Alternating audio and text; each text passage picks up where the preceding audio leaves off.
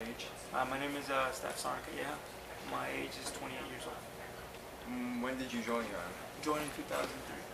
What encouraged you To do it, since I was a kid, I always wanted to do it. and what is your career? My career field is combat engineering, which is a combat MOS, and my detail right now is a recruiter. So I'm a detail recruiter, which is you do it for 3 years. And how did you like being a combat engineer? I like this so far. I mean, I've been in the Army, like I say, 8.5 years, and I've been a recruiter for only about a year. So I'm almost going to 9. So I've been a recruiter for 1 year, and then regular, combat engineer for 8. And have you deployed? Yes, I deployed 2 times to Iraq and 1 time to Afghanistan. Could you explain for people that don't know what a combat engineer does? Combat engineer does, I'm not sure if you guys ever seen, but my main job is to search for landmines that are in the ground that the enemy put in. IEDs. IEDs. Yes, that was my job. So to search for IEDs, roadside bombs. You found a lot of IEDs? Yes. When I was in Iraq and Afghanistan, when I was in Iraq both times, that wasn't my main job. My main job in Iraq was the first time was more of a control checkpoint. I would be on checkpoints to go from people that would go from one area to another area. So I would search vehicles, search people to make sure that they don't have any kind of contraband or anything that would bring into the area that we were protecting. My second job was to actually search for what they call UXOs, which is unexploded ordnances. So what that is just like not bombs itself, but just rounds or anything like that the enemy left from one point. That was my second job, and to be with the infantrymen, the guys that go out there and do the patrols and stuff like that. Now my third job, like my last deployment was, which is being actually a combat engineer doing what they call route clearance. Now route clearance is what I was doing on my last deployment, which is actually going down the road and trying to find the IEDs. Did you ever see Yes, combat? I did. Yes, I mean, my platoon alone found a total of 44 IEDs in a whole year. No, actually, it was in a 9-month span.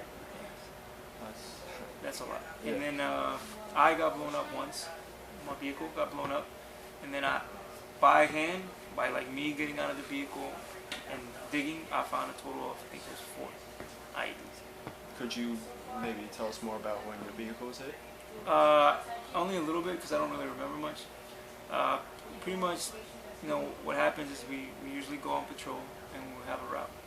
Now during this route, most of the time it's just desolate. There's nothing around the area, so you don't know what's gonna be there. You're just driving down the road, and I did get hit. What happened is I wasn't even sure what happened, honestly, until I was on the side. My vehicle, rolled over and stuff, and then I wasn't unconscious or anything. It was just like any accident. Like if you ever been in a car accident, I felt the same exact way. Even though they had an explosion, I didn't hear the explosion. All I know is that I ended up, coming up, and then I was a little dazed and confused, but it wasn't too bad. And then when I started, realizing what just happened, I got out of the vehicle, helped the guys that were hurt behind me. Nobody died when that happened. Just helped my guys that were on the back of my vehicle, took them out, and then after that, after a while, because the adrenaline wasn't pumping anymore, I ended up going to the hospital at the base. They took what they call a medevac, which is got a helicopter. They took me back to the base, and then I was in the hospital for like 2 days, just for observation, making sure that I didn't have any kind of brain injury, because I did get pretty much what they call a concussion. Do you think you felt any effects of PTSD? No, I never had any effects of PTSD. So I never had any kind of PTSD, any kind of issues with nightmares or anything like that. I seen combat, I got shot at, I got blown up, but I never had any kind of issues like that. Do you feel like you're different from before you left to when you came back? Yes, everybody will be different. Doesn't matter, like anybody that does any kind of situations like that will be different. So if you're in a combat situation, how do you feel you changed? Like, how were you before? And it's a better way. You change in a better way, because you do become aware more of things and how individuals work. And in a way, some individuals do become a little more cynical. You know, that meaning like, you know, like you always see everything in a negative way sometimes, but not all the time. But you do get to see how a lot of people work in certain situations, especially in desperate situations, versus, you know, the normal way where what you see here, how people really would act if there was a dangerous situation. Do you know anyone in your platoon that suffered from depression or anything? Depression, no. We all try to get tight group. Okay, so I mean, some of them suffered before that.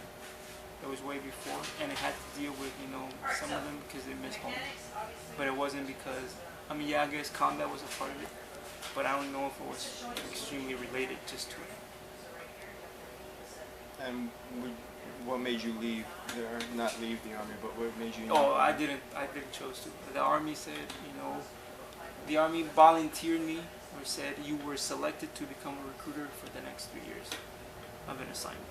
It wasn't like I didn't choose to be a recruiter. They said, the army said, you know what, based on, you know, your qualifications, we think you are, you know, eligible, and we think you'd be a good candidate to be a recruiter.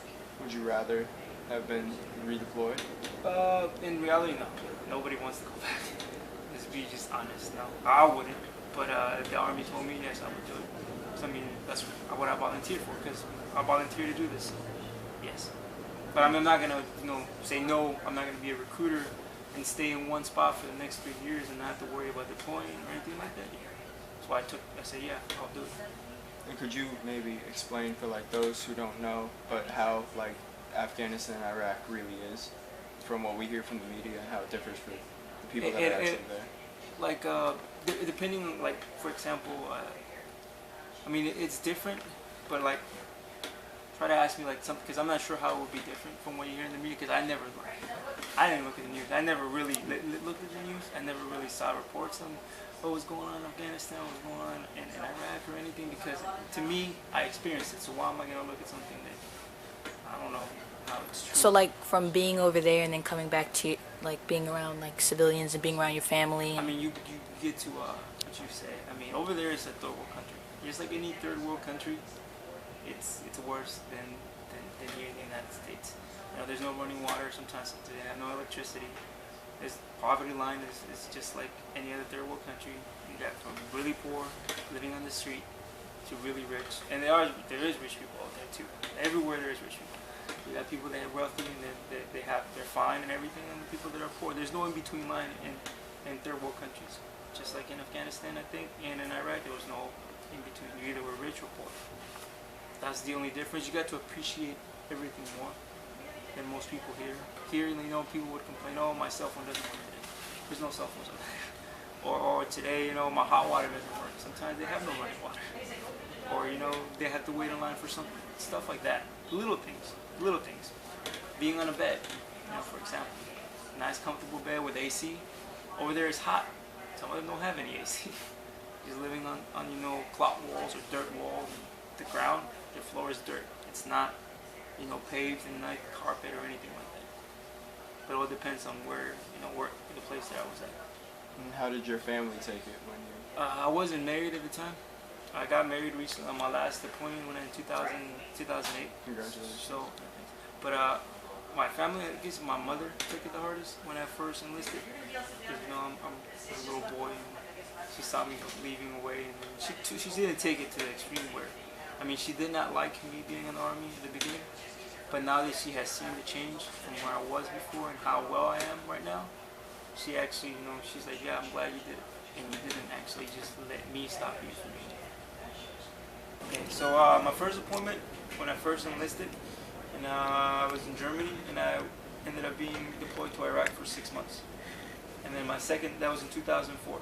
And my second deployment was in 2006 to 2007.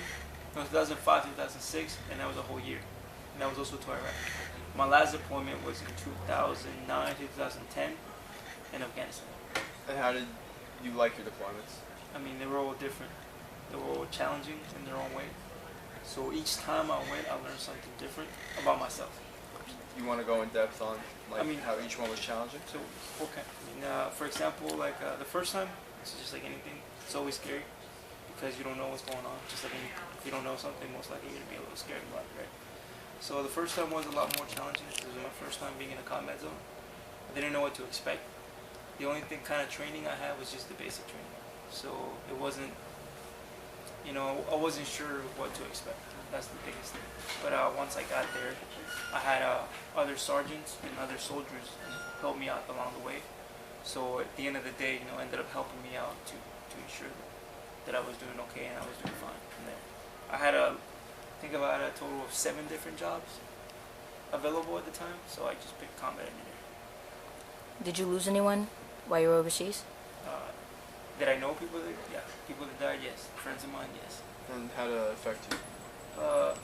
You know what? Like I said, each one is individually different, and for me, it didn't really affect me in a negative way at all. It was more of a positive way.